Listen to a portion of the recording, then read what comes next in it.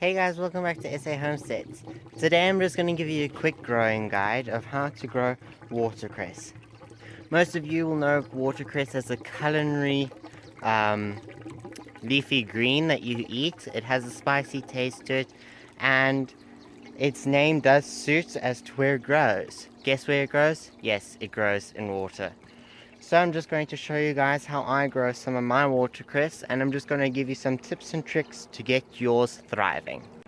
So right here behind me in my new bog that you guys saw in my last filter, also known as a biological filter, I have my watercress over here. Originally my watercress was in a little river that we have on our farm, and it was getting fresh water. It does not like to get washed away. It likes that little trickling water that's full of nutrients. So let me show you guys how I grow mine.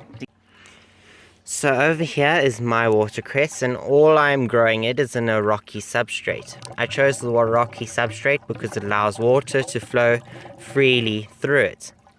You can see that this water is very murky and very green from the ducks and the fish, but this is where the watercress actually gets all its nutrients from. It's very good in my biological filter, as also the roots will act as a fine filtration system that will just help get rid of any fine particles that are growing. So to harvest it, all you do is you take these little leaves off and you can harvest as desired. To grow it is very easy. It's grown in a stem like this, and you'll see that soon enough they'll start to have little babies come off here.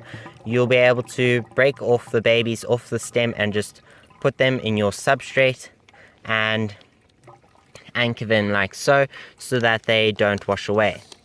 So like over here. This one has a baby on it over here, but it's still a little bit too small to harvest, so I wouldn't recommend harvesting it. This one over here isn't one, sorry about that. This one over here. This is a perfect one that you can take babies from. As you can see, here's a baby. They almost send off like runners, like strawberries do. So this one, although it doesn't have that many roots, it will develop roots, and there's no problem with it being dehydrated because it's stable. So what you want to do is you want to break it off like so, and go to your rocky substrate or any substrate that you choose. I just prefer and recommend using rocks. Place it where you want new watercress to grow, and it will be happy.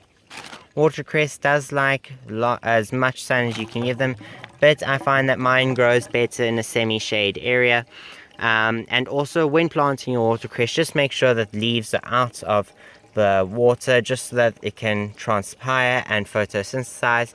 And yes, with fertilizing, if you're doing in a closed water system like I am with my aquaponic system, it doesn't matter because all the nutrients are coming from the fish.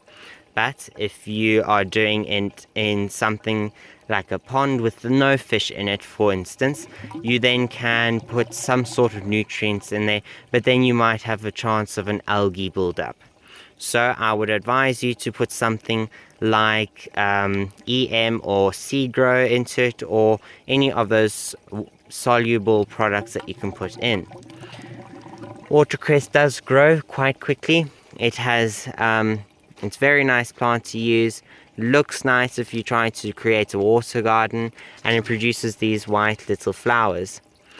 That is just today's quick growing guide, and I hope to see you guys next time.